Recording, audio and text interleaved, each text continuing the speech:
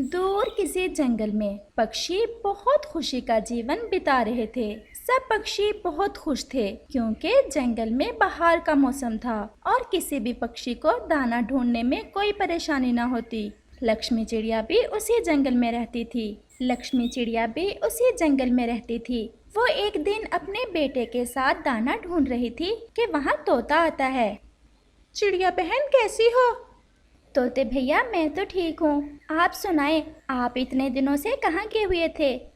चिड़िया, मैं तो दूसरे जंगल अपनी बहन से मिलने गया हुआ था। मेरी बहन तो मुझे वापस आने ही नहीं दे रही थी। आज भी बहुत मुश्किल से आया हूँ। चिड़िया, तुम्हें तो पता है मेरी बहन वाले जंगल में मौसम बताने वाला पक्षी भी रहता है।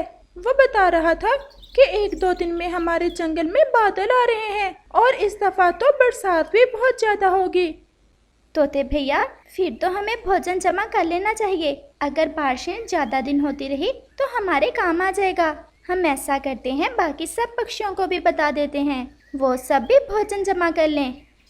फिर चिड़िया कबूतर की तरफ जाती है और तोता बुलबुल को बताने चला जाता है। और फिर चिड़िया कबूतर को सारी बात बताती है।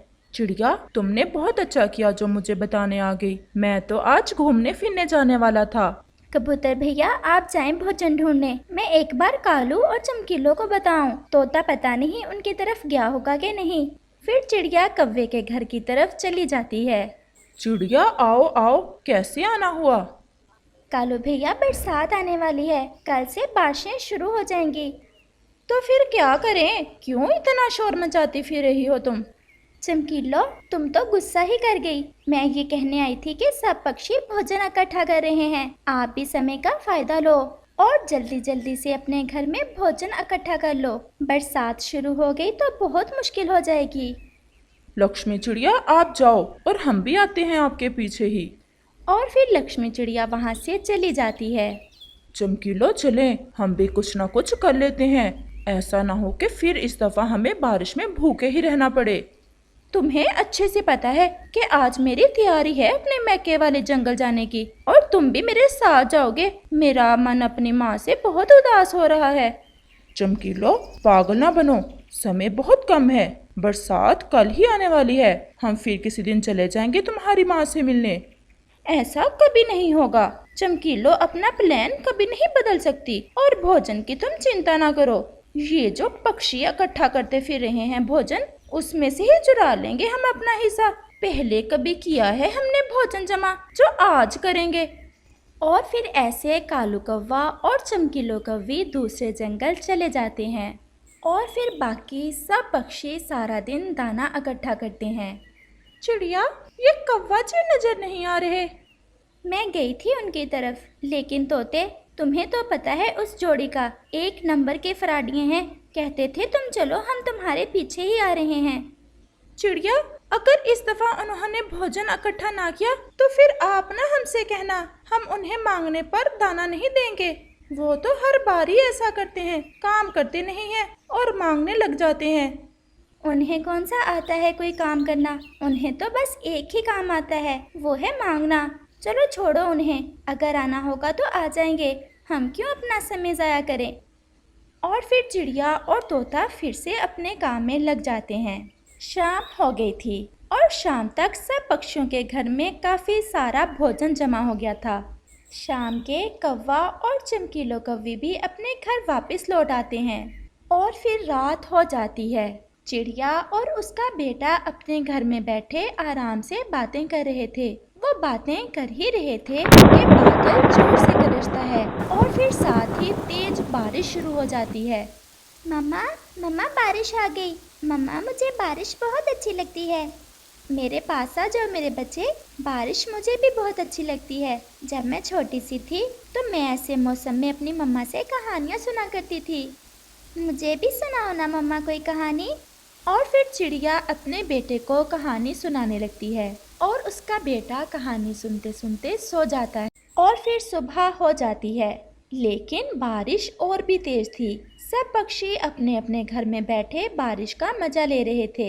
ऐसे ही शाम हो जाती है, लेकिन बारिश थी कि रुकने का नाम ही नहीं ले रही थी। कालू जी, अगर ज्यादा गुस्से ना हो आप तो मुझे कुछ कहना है। बोलो बोलो, लगता है भूख ज्यादा ही लग गई है। कालू जी, बारिश तो सच में आ गई है। मैंने सवेर से कुछ भी नहीं खाया, बहुत बर्दाश्त किया, लेकिन अब तो भूख से मेरा बुरा हाल हो रहा है। कालू जी देखो, मेरा ब्लड प्रेशर कैसे लो हो रहा है। क्या करूं, अब तुम ही बताओ। मैंने तो कहा था तुम्हें कल कि भोजन ढूंढ लाते हैं, लेकिन तुम तो अपनी जिद की बहुत पक्की हो। अब ऐसा करो, तुम जाओ चिड़िया के पास, मैं तो जाऊंगा नहीं और ना ही चिड़िया मुझे कुछ देगी। तुम चली जाओ, शायद तुम्हें कुछ मिल जाए। तो फिर जाऊं मैं? हाँ हाँ जाओ। और फिर ऐसे चमकीलो कौवी चिड़िया की तरफ चली जाती है। चिड़िया, रात फिर से आ गई है। मैंने तो सोचा था कि बारिश रुक जाएगी शाम तक, लेकिन ऐसा हुआ नहीं। अब भोजन चाहिए होगा तुम्हें। मैं तुम्हें ज्यादा शर्मिंदा नहीं करूंगी, लेकिन इतना कहूंगी कि बस थोड़ी सी शर्म कर लिया करो, ज्यादा ना सही तो। चिड़िया, वो तुम्हारे भाई के पेट में दर्द हो रहा था भूख के कारण, इसलिए आ गई मैं। अगर नहीं है कुछ तो चली जाती हूँ मैं। और फिर चिड़िया थोड़े से दाने कौवी को दे देती है। मेरे भाई को मेरा संदेश भी देना और कहना कि तोते और कबूतर को ना बताए कि मैंने फिर से उसकी मदद की है। वो बहुत गुस्सा है तुम दोनों पर। मैं कह दूंगी। और फिर कौवी वहाँ से भाग जाती है। ये जो चिड़िया की बच्ची है ना, चीज देती है लेकिन भाषण बहुत सुनाती है। अब चुप करके खा लो, अगर ना देती तो फिर क्या कर लेती तुम उसका। और फिर ऐसे वो दोनों थोड़ा थोड़ा दाना खाकर सो जाते हैं। मम्मा, कल रात से बारिश हो रही है, अब तो पूरे जंगल में पानी ही पानी होगा। हाँ बेटा, ऐसे मौसम में जो अनाज बारिश में भीग जाए वो भी खाने लायक नहीं रहता, इसलिए हमेशा बारिशों के लिए भोजन जमा रखो। जब भी बारिश होती थी तो मेरी माँ मुझे यही बात बताया करती थी। मम्मा, ये क्या है? बेटा, ये फंदा है, मैंने भोजन के पास लगा रखा है। ऐसे मौसम में चोर भी बहुत होते हैं, ऐसा ना हो कि हमारा भोजन ही कोई चुरा ले जाए। मम्मा, ये ठीक किया आपने। और फिर वो ऐसे ही सो जाते हैं। दूसरा दिन भी ऐसे ही गुजर जाता है। कौवा और कौवी फिर से भूखे होते हैं। चमकीलो, चिड़िया के घर में कितना भोजन पड़ा था? ढेर सारा। मैंने ढेर सारा भोजन देखा कल चिड़िया के घर। अगर मेरी मानो तो आज रात सारा ही चुरा लाओ। तुम्हें कैसे पता चला? मैं ऐसा ही करने वाला हूँ। हम दोनों का दिमाग एक जैसा ही है ना, इसलिए। और फिर जैसे ही रात गहरी होती है, कालू चुपके चुपके से चिड़िया के घर की तरफ जाता है।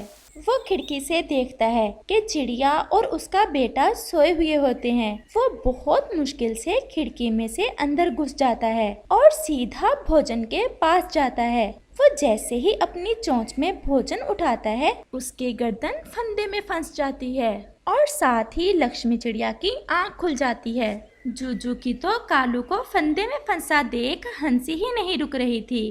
कालू भैया, मजा आया चोरी करने का?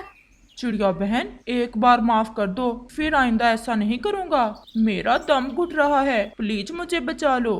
और फिर चिड़िया उसे फंदे से निकालती है और उसे एक सिट्टा गंदम का देते हुए कहती है, कालू भैया, जाकर चमकीलो से मरहम पट्टी करवा लेना गर्दन पर। और वो माँ बेटा हंसने लगते हैं।